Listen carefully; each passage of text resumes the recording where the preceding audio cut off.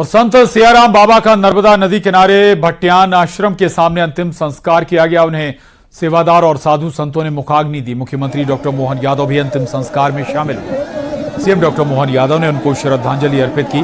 सियाराम बाबा का 110 वर्ष की आयु में निधन हुआ। आपको बता दें कि बाबा ने आज मोक्षदा एकादशी पर सुबह अंतिम सांस ली। वो पिछले 10 दिन से निमोनिया से पीड़ित थे। उनके निधन से देश भर में उनके अनुयायियों में शोक की लहर है। इस मौके पर सीएम डॉक्टर मोहन यादव ने शोक संवेदना व्यक्त की। सियाराम बाबा ने आज अपना शरीर त्याग दिया और उनके अंतिम दर्शनों के लिए लाखों भक्त उमड़ पड़े। नर्मदा किनारे उनका अंतिम संस्कार किया गया। पंचतत्व में विलीन हुए सियाराम बाबा 110 साल की उम्र में अंतिम सांस ली सियाराम बाबा ने। मैं आज के इस प्रयास के अवसर पर जो यहाँ के इस धाम का नाम भी और जो चाहेंगे सरकार के माध्यम से सियाराम बाबा जी के लिए हम सब करने के लिए तैयार रहेंगे। सरकार उनके लिए जो अपनी यहाँ की कमेटी चाहेगी, घाट बनाना, समाधि बनाना या और इस गाँव का नाम भी रखना हो सियाराम बाबा जी के नाम पर, तो सरकार सहमत है इस मामले में। और तीर्थ स्थल ये पर्यटन केंद्र के नाते से जाएगा, धार्मिक पर्यटन का केंद्र। और देश के ख्याति प्राप्त संत श्री सियाराम बाबा ने शरीर त्याग दिया है। नर्मदा तट पर बने भट्टियान आश्रम में सुबह करीब 6:30 बजे बाबा ने शरीर त्याग दिया। बाबा के दर्शन के लिए बड़ी संख्या में भक्त पहुंचे। सीएम डॉक्टर मोहन यादव ने भी सियाराम बाबा को श्रद्धा सुमन अर्पित की। पिछले कुछ दिनों से उनकी तबीयत खराब चल रही थी। सीएम के निर्देश पर बाबा के स्वास्थ्य पर डॉक्टर्स की टीम निगरानी भी रख रही थी। और निमाड़ के ख्याति प्राप्त संत श्री सियाराम बाबा ने शरीर त्याग दिया। नर्मदा तट पर बने भट्टियान आश्रम में सुबह करीब 6:30 बजे बाबा ने शरीर त्यागा।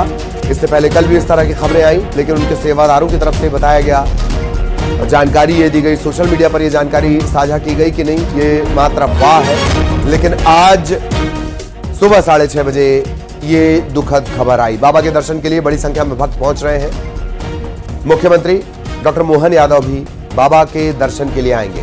पिछले कुछ दिनों से बाबा की तबीयत खराब चल रही थी। सीएम के निर्देश पर बाबा के स्वास्थ्य पर डॉक्टर्स की टीम लगातार निगरानी रखे हुई थी, लेकिन आखिरकार बाबा ने शरीर का, देह का त्याग कर दिया। पूरे निमाड़ अंचल में उनकी अलग अलग कहानियां, उनके चमत्कारों की चर्चा, उनकी सेवा की चर्चा, उनके समर्पण की चर्चा होती है। और सब हटा दीजिए, जो सबसे अच्छी बात वो ये कि सिर्फ 10 रुपए ही लिया करते थे। आप 500 दे दीजिए, 1000 दे दीजिए, वो सारे पैसे लौटा दिए जाएंगे, सिर्फ 10 रुपए लिए जाएंगे। और इस व्यक्ति ने नर्मदा के लिए, शैक्षणिक संस्थानों के लिए 2.5 करोड़ से ज्यादा का दान दिया है। 2.5 करोड़ से ज्यादा का दान।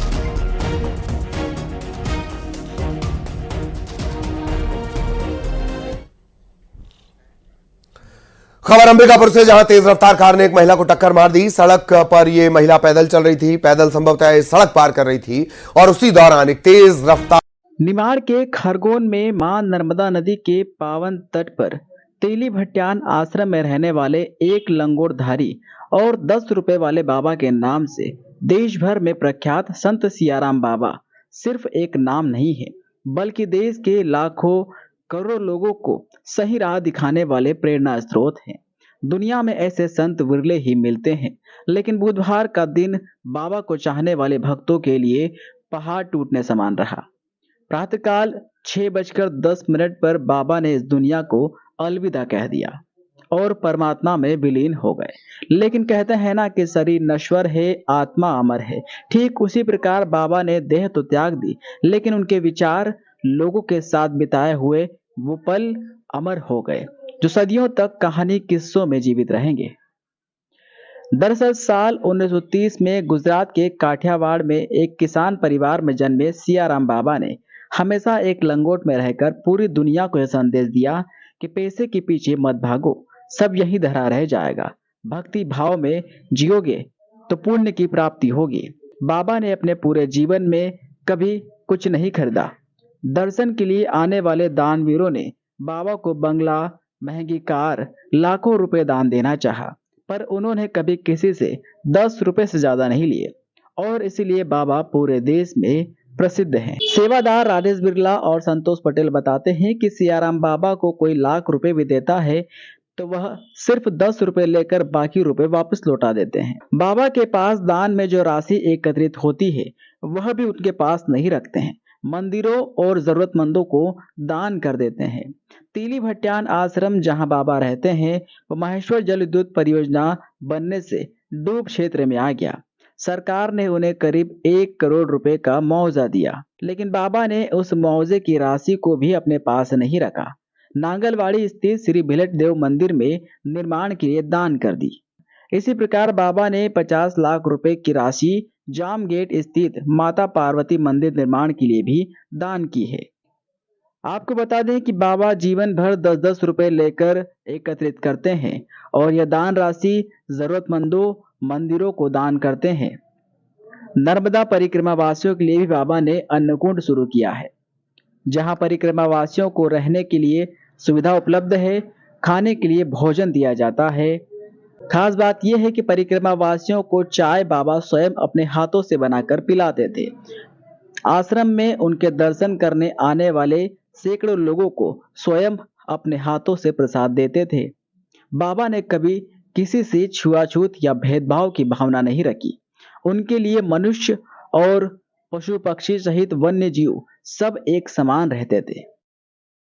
इससे सुनने में आता है कि बाबा जी चाय भी खुद बना के पिलाते हैं। चाय सुबह से वो अपने हाथ से सामान डालते चाय में, बनाने वाले साथ में रहते हैं लड़के वहाँ पर, लेकिन चाय में सामान अपने हाथ से डालेंगे खुद।